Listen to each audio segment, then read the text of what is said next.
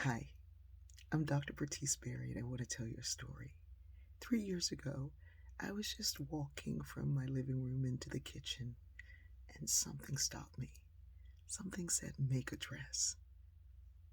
I didn't know how to sew. I had no idea how to do so, but I had some fabric that I'd purchased in Singapore for a friend.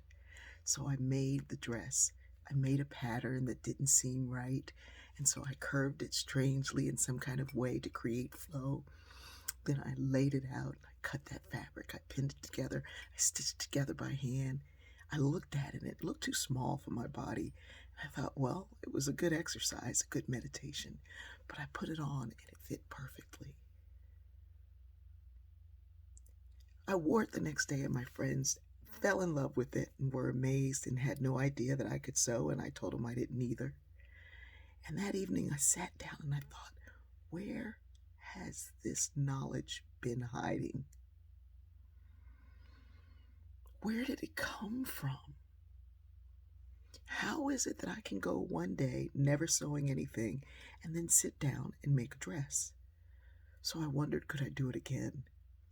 So I designed a different dress, one that I had had years before that I really loved, and I wore it to death. I wore it to death, and the dress was white and it got stains on it, and I couldn't get it clean, and the dress was gone. But I thought, can I make that one? And I did.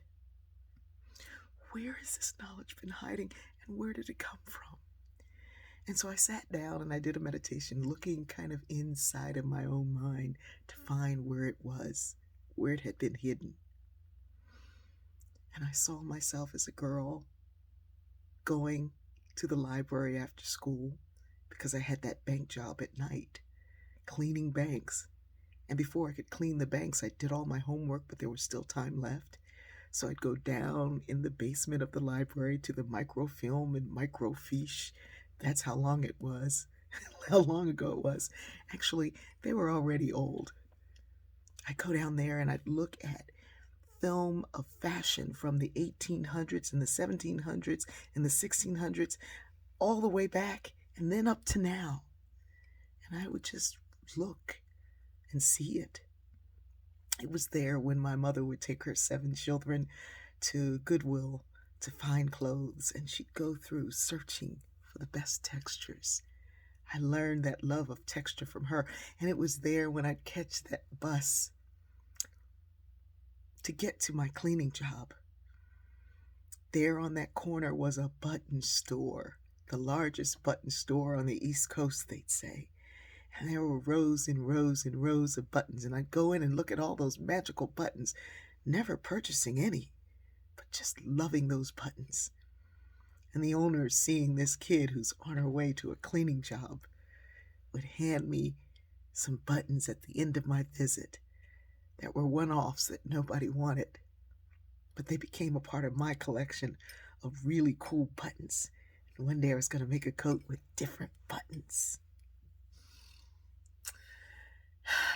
It had been there when I shopped for things that I wanted and hoped for, couldn't get, or would get things that I could afford finally, but nobody wanted me in that store. That knowledge was hidden there and being formed for years. And unless I listened, I wouldn't have found it.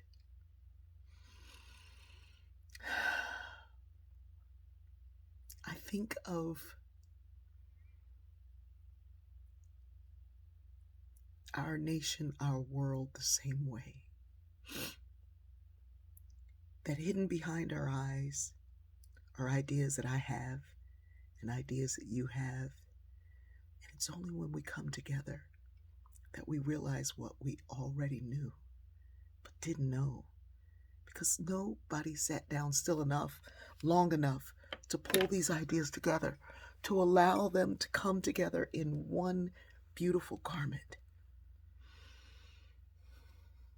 Something is happening. And we can either rip this thing apart or we can put together something completely new.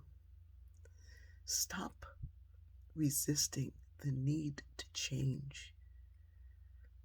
Be open. Be willing to listen. Be nimble. Be flexible. And then pull on everything that you didn't even remember was there and allow it to take you someplace new. I love you.